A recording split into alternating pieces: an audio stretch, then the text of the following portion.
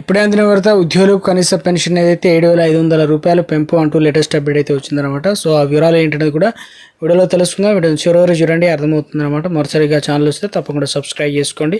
చూస్తున్నారు కానీ లైక్ చేయడం మర్చిపోతున్నారు, వెంటనే లైక్ చేయండి. వీడియోలోకి అయితే వెళ్ళిపోదాం. పిఎఫ్లో ఉద్యోగులు ఎన్నో ఏళ్ల కళ సాకారం అయ్యే సూచనలు కనిపిస్తున్నాయి. పీఎఫ్ పెన్షన్ త్వరలో పెరిగే అవకాశం ఉందని తెలుస్తుంది. ఈ మేరకు పెంపైన కేంద్రం సమాలోచన చేస్తుందన్నమాట. ఇక ఇటీవల మీడియాతో మాట్లాడినటువంటి కేంద్రం ఉపాధి కార్మిక శాఖ మంత్రి మన్సుఖ్ మాండవీయ పెన్షన్ పెంపుపై కీలక ప్రకటన చేశారు. ప్రస్తుతం కేంద్ర పరిశీలనలో ఉందని, పెంపు పైన చర్చలు జరుగుతున్నాయని చెప్పేసి తెలిపారనమాట. సో త్వరలోనే పెన్షన్ పరిమితి పెంపు పైన కీలక నిర్ణయం ఉంటుందని చెప్పేసి స్పష్టం చేశారు.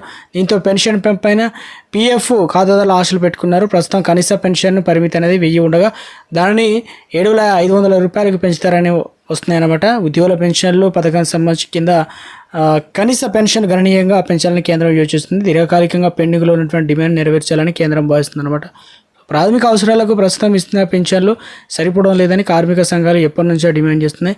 దేశవ్యాప్తంగా ఆందోళనలు కూడా పలుమార్లు నిర్వహించాయి. ఇటీవల పార్లమెంటరీ ప్యానెల్లో కూడా ఈ నిర్ణయానికి మద్దతు పలికింది. దీంతో అప్పటి నుంచే పెన్షన్ పెంపు వార్త బలంగా చేకూర్చినట్లు ఇలా దీనిపైన తుది నిర్ణయం తీసుకోలేదన్నమాట.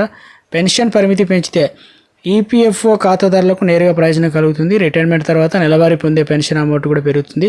ఈ పెరుగుదల రోజువారీ ఖర్చులు, ఆరోగ్య సంరక్షణ, పెరుగుతున్న ద్రవ్యోల్బణాన్ని నిర్వహించడంలో హెల్ప్ఫుల్ అవుతుందంటున్నారు. ఇక ఈపీఎఫ్ఓ నిధుల లభ్యతను సులభతరం చేసేందుకు గాను ఇది ఉపయోగపడుతుందన్నమాట. సో ఒక గుడ్ న్యూస్ చెప్పే ప్రయత్నం చేశారు. అలాగే ఈపీఎఫ్ఓ బేసిక్ శాలరీ లిమిట్ కూడా పెంచాలని డిమాండ్ వినిపిస్తున్నాయి. ప్రస్తుతం 15,000 రూపాయలు ఉండగా దీనిని 30,000 రూపాయలు పెంచనున్నారు వస్తున్నాయి. దీనివల్ల ఎక్కువ మంది పీఎఫ్ పరిధిలోకి రానున్నాయి. త్వరలో దీనిపైన కూడా కేంద్రం నిర్ణయం తీసుకునే అవకాశం కనిపిస్తుంది. మరి కేంద్రం నుంచి త్వరలో ఎలాంటి ప్రకటన వస్తాయనేది చూడాలన్నమాట.